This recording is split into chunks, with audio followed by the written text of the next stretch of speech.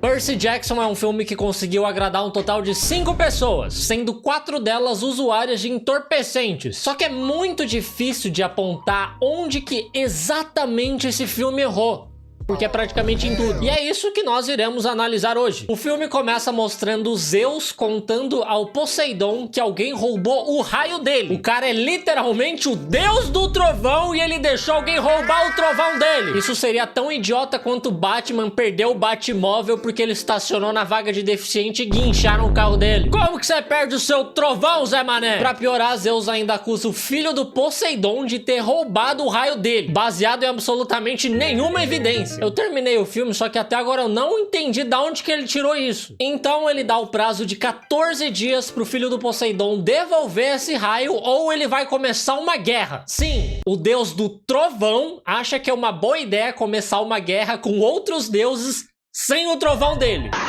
Deus do trovão começando uma guerra sem trovão. Ir para uma guerra sem a sua maior arma é tipo cagar na casa da namorada sem Glade aroma intenso. Isso nunca dá certo. E outra coisa, o próprio Zeus proibiu os deuses de terem contato com seus filhos. Então como que o Poseidon vai avisar o filho dele que isso tá acontecendo? E o filho dele realmente precisa de um pouco de contexto, porque ele é um rapaz chamado Percy Jackson, mas ele não faz ideia de que ele seja filho do Poseidon. A única coisa que ele sabe é que ele gosta muito de água. Afinal, ele é filho do deus dos mares. E graças a isso, ele tem o poder de ficar 7 minutos debaixo da água. Que, me desculpe, mas é uma bosta de poder. Primeiro, qual que é a utilidade disso? Ser campeão da banheira do Gugu? E segundo, que 7 minutos nem é tanta coisa assim. Tem gente que fica mais de 20 minutos debaixo d'água e a pessoa nem é filho de Poseidon. A pessoa é filha de um cara chamado Marcos. Além desse poder completamente inútil, o Percy não foi muito abençoado com inteligência. Porque chega uma professora nova na escola e o Percy nem estranha o fato de que ela já sabia o nome dele. Isso sem contar que em casa ele mora com a mãe dele, que é uma pessoa muito legal, mas ele também mora com um padrasto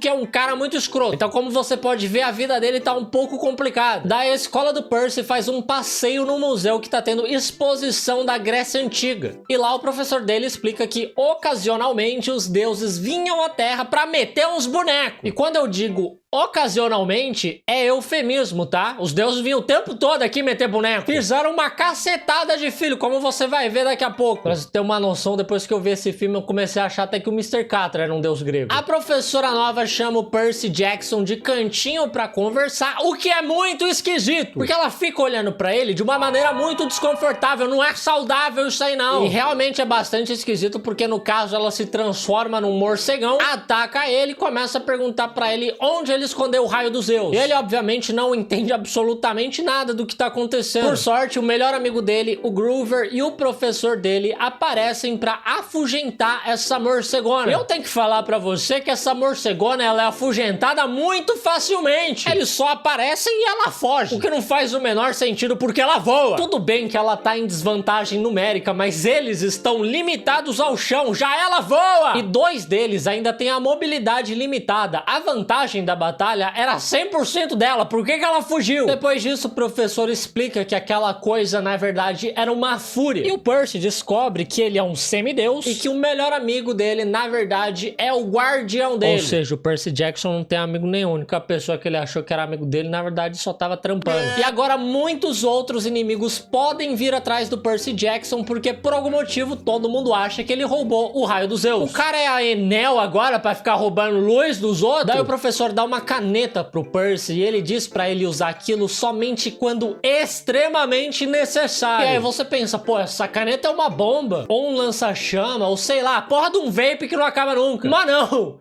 É só uma espada! O que tem de tão especial numa espada que ele precisa guardar 7 chaves? Pra que esse alarde todo? Enfim, eles voltam pra casa do Percy pra avisar a mãe do Percy de que os inimigos encontraram ele, porque obviamente a mãe dele já sabia que ele era um semideus e que eventualmente viriam atrás dele. E na verdade foi exatamente por isso que ela casou com um cara escroto, porque ele é tão fedido que o cheiro dele escondia o cheiro do Percy e evitava os inimigos de encontrarem ele. Só que assim, a mãe dele não podia simplesmente ela parar de tomar banho, ao invés de ter que casar com um marido abusivo, ou simplesmente dava o desodorante do Cristiano Ronaldo pro Percy. Só que agora que os inimigos encontraram ele, o Percy precisa ir até o acampamento meio-sangue, um acampamento para semideuses como ele. E se esse lugar é seguro pra ele, por que ele tá indo só agora? Por que a mãe dele teve que ficar 15 anos casada com um merdinha, sendo que era só levar ele pro acampamento? Mas acho que também é porque absolutamente nada de bom acontece em um acampamento. É só você ver Sexta-feira 13, o acampamento de férias do Lucas Neto, o Enigma da VTube, Camp Rock. Nada de bom pode vir de um acampamento. No caminho do acampamento, eles são atacados por vacas sendo arremessadas por um minotauro. E o Groover, que é metade bode, até tenta proteger o Percy e a mãe dele. Só que não dá muito certo e a mãe dele acaba sendo capturada. E é mentira, tá? O Groover só fica olhando. O Percy derrota o monstro com a ajuda de sua super espada, mas ele desmaia logo em seguida e ele acorda somente 3 dias depois,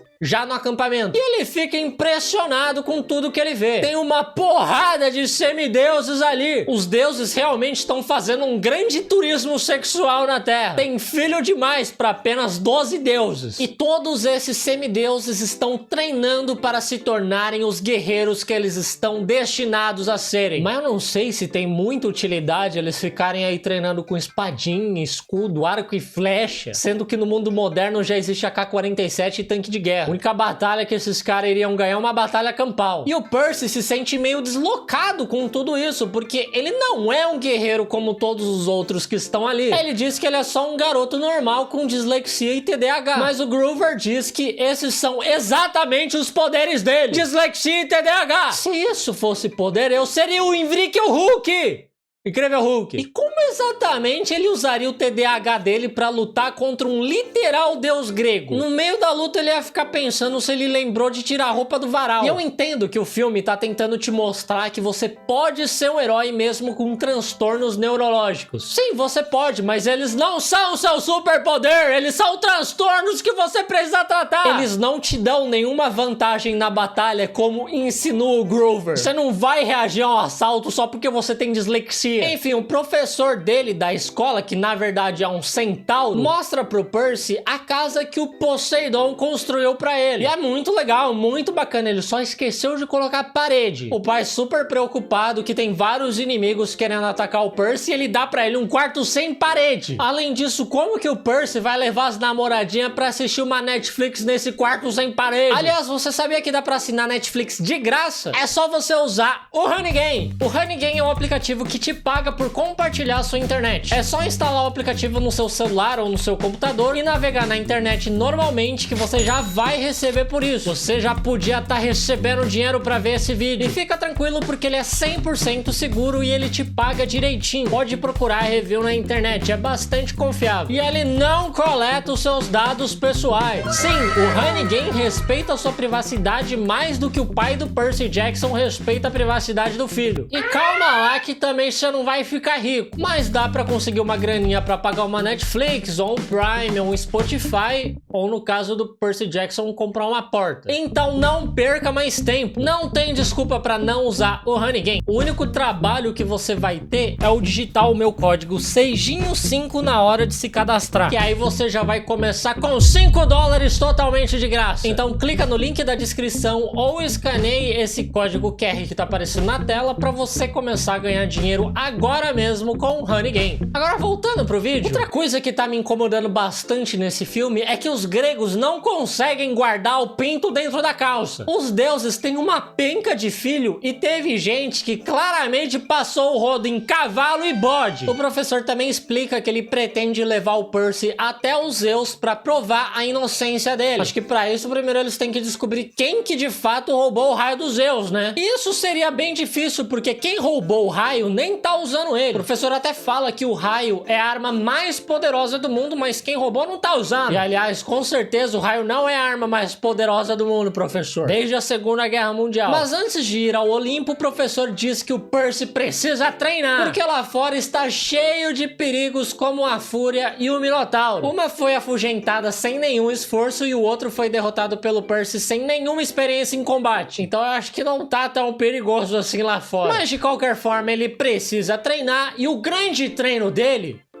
é pique bandeira. Eles jogam pique bandeira. Pra poder entrar no Olimpo, você tem que jogar pique bandeira. Quando o cara falou que ele ia ter que treinar pra entrar no Olimpo, achei que ele ia ter que matar um dragão, sobreviver uma semana no mato, alguma coisa que provasse o valor dele, fazer uma baliza, roubar um chocolate na Americanas, conseguir um emprego na área de TI, mandar um kickflip, espirrar sem piscar o cu, ganhar uma batalha de rima, zerar Dark Souls, abrir uma empresa fantasma. Mas não! Pique bandeira. Tudo bem que nesse pique bandeira as pessoas lutam com espada e escudo, mas eles também não morrem tão fácil assim. Tanto que o Percy é atacado pela Annabeth, a filha da Athena. Atacado não, ele é arrebentado, ele é esmurrado. Só que ele se cura tomando água. E aqui fica bastante claro que essa história foi escrita por homem. Porque o homem, ele pode ter perdido um braço, que ele só vai beber uma água, no máximo tomar um Tilenol e deitar. O Percy realmente é tudo que o homem quer ser, beber uma água tá ficar de boa. E eu sei lá quando que o Percy aprendeu a lutar com espada, mas ele já sai derrotando todo mundo. Ele até vence a Annabeth, que é uma das melhores guerreiras do acampamento, e assim ele vence o pique bandeira. E aí tá todo mundo confraternizando depois do pique bandeira, só que do nada na fogueira aparece um capiroto maluco, dizendo ser o Hades. E ele quer que o Percy entregue o raio dos Zeus pra ele em troca da mãe dele. Sim, foi o Hades que sequestrou a mãe dele. Mas o professor fala pro Percy não dar trela pro Hades. Ele ainda quer que primeiro o Percy vá falar com Zeus, prove sua inocência e só depois ele vai resolver as coisas com Hades. Isso porque não é a sua mãe que tá sequestrada, né, ô Pocotó? Enfim, obviamente o Percy não fica contente com essa solução e ele decide ir falar pessoalmente com Hades, esclarecer que ele não tá com raio e esperar que dessa forma ele devolva a mãe dele de bom grado. Também não é dos melhores planos, mas inteligência nunca foi o forte desse garoto. A Annabeth e o Groover decidem junto com ele e eles perguntam pro Luke se ele sabe como chegar lá. Porque o Luke é filho de Hermes, o mensageiro do Olimpo. Então ele tá sempre indo e voltando do submundo. Pra quem não conhece tão bem a mitologia grega igual eu, super intelectual, o submundo é onde mora o Hades. Eu só sei disso porque eu joguei Hades. O Luke não sabe exatamente onde fica a entrada pro submundo, porque ele não conversa com o pai dele, mas ele sabe uma maneira de descobrir. A Perséfone, a esposa do Hades, tem várias pérolas espalhadas pela terra que ela usa para se teleportar. E o Luke tem um mapa que revela a localização dessas pérolas. Nos Estados Unidos, por exemplo, tem 3 delas. E cada vez que eles encontram uma pérola, o mapa revela a localização da próxima. E assim que eles localizarem as 3 pérolas, o mapa revela a localização da entrada pro submundo. Que porra de mapa específico é esse? Quem que fez esse mapa? Os roteiristas? Muito conveniente. E essas pérolas também são a única maneira deles conseguirem sair do submundo depois de resgatar a mãe do Percy. Dessa forma, eles se dirigem para a primeira localização, mas eles descobrem um pouco tarde demais que aquele é o covil da Medusa. E a Medusa nesse filme parece uma vilã da novela das 7, ou uma senhora que faz comentário racista na Avenida Paulista, ou o seu professor de biologia quando você troca o shampoo dele por desinfetante e ele perde os cabelos e parcialmente a visão. Eu acho muito legal que tem uma mulher aleatória junto com a Annabeth, e a Annabeth fala pra ela não olhar diretamente pros olhos da Medusa. Só que a Medusa fala, ai vai, olha pra mim, poxa. Aí a mulher olha mesmo. E ela é petrificada na hora, a coisa mais estúpida que eu já vi na minha vida. O filme proporciona momentos ótimos como esse. Enfim, eles têm bastante dificuldade em lutar contra a Medusa por não poder olhar diretamente pra ela. O Percy, por exemplo, tem que ficar olhando pelo reflexo do iPod dele. Então a Annabeth joga uma caminhonete pra cima da Medusa pra você ver como o treinamento do acampamento é inútil. Eu duvido que eles tenham ensinado isso lá. E aí, eu não entendi nada dessa cena. Se alguém que lê o livro puder explicar nos comentários, eu agradeço. Porque dá a impressão que a Medusa é cega. Ela fica procurando o Percy, apalpando o chão. Ela fica, Percy! E aí ela encontra o iPod dele e ela fica olhando pelo reflexo do iPod. Eu não entendi nada. Mas daí o Percy corta a cabeça dela e eles decidem guardar a cabeça. Porque o feitiço da petrificação funciona mesmo com ela morta. Agora, como eles sabem disso?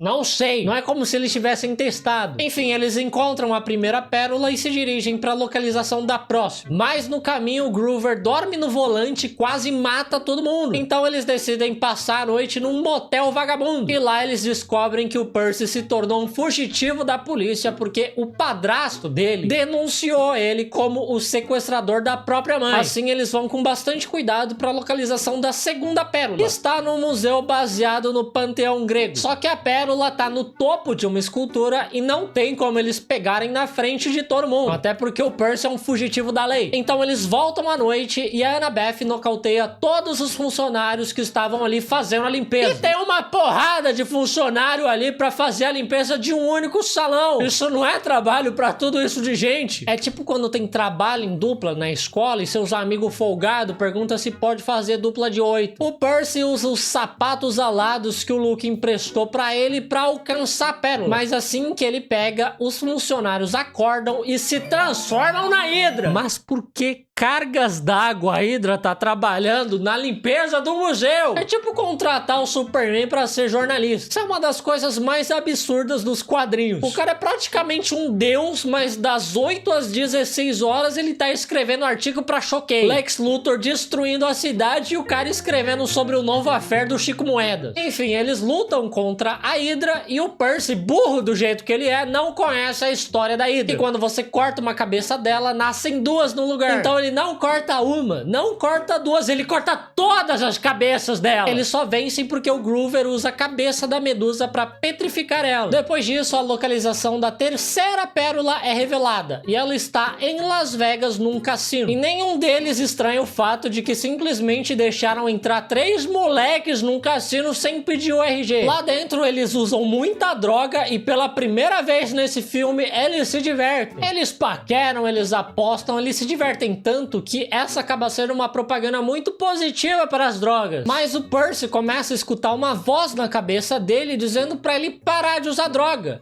E aí ele recobra a lucidez. Daí ele consegue pegar a última pérola e eles fogem de lá roubando um carro. E lá fora eles descobrem que eles ficaram 5 dias dentro daquele cassino sem nem perceber de tão drogado que eles estavam. Credo, essa tal de drogas é horrível mesmo. Mas isso significa que o prazo que Zeus deu para eles entregarem o raio se encerra no dia seguinte. Então mais do que nunca eles precisam resgatar a mãe do Percy antes que uma guerra comece. O mapa revela a entrada pro submundo, que fica em Hollywood por algum motivo. Eu achava que a entrada pro mundo dos mortos ia ser um lugar tipo Pirituba. Mas chegando no castelo do Hades, eles não conseguem convencer o deus do submundo de que eles não roubaram o raio. E por conta disso, Hades não pretende devolver a mãe do Percy. Quem diria que o plano do Percy de ir de mãos vazias para uma negociação ia dar errado. E para surpresa de todos, eles encontram o raio dos Zeus escondido dentro do escudo que o Percy estava levando, que na verdade é o escudo do Luke que ele emprestou pro Percy. O Hades fica maluco achando que eles estavam tentando enganar ele e ele solta as almas dos mortos para devorarem o Percy e seus amigos. A Persephone derruba o Hades, salva o Percy e companhia e deixa eles irem embora, porque ela também não quer que comece uma guerra. Só que lembrando, o único jeito deles irem embora do submundo é usando as pérolas da Persephone, e eles só têm 3 delas, sendo que agora eles estão em 4. E eles não pensaram nisso antes. Realmente a inteligência não é o forte desse grupo. Então o Groover se oferece pra ficar no submundo. Ele até tenta parecer que tá fazendo algo nobre, mas ele só quer fazer muito coito com a Persephone mesmo, porque pelo visto ela é uma das furries. De volta ao mundo dos humanos, o Percy sai correndo em direção à entrada do Olimpo para devolver o raio dos Zeus. Mas é claro que ele encontra o Luke no caminho. O Luke queria que o Percy levasse o raio até o Hades pro próprio Hades começar a guerra e o Olimpo ser destruído no processo. E assim que os deuses estivessem mortos, os semideuses iriam governar o mundo. Agora, por que um maluco de 17 anos quer governar o mundo? Coisa mais idiota. O cara não ia aguentar nem ser vereador de Curitiba e quer governar o mundo. Ele devia seguir o exemplo dos pais e só sair por aí fazendo turismo sexual. Esses acampamentos de férias só tem os projetinhos de Hitler mesmo. O Luke e o Percy batalham entre si e o Percy quebra altas caixas d'água pra conseguir derrotar o Luke, deixando várias pessoas sem tomar banho naquela noite. E sim, o Luke é derrotado por Aguinha, o cara que conseguiu roubar o trovão dos Zeus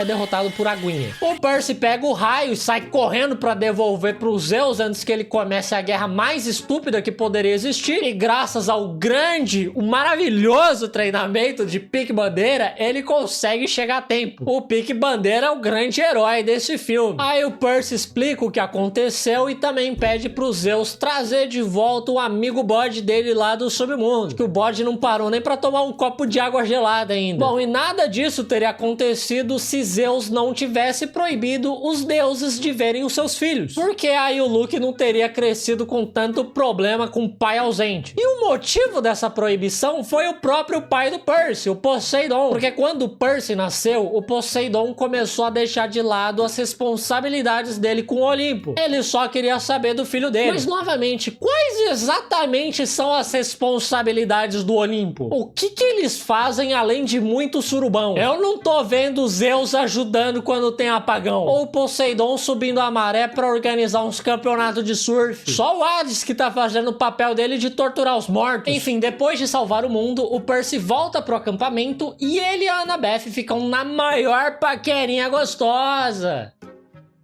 Só que assim, eles não são tipo primos.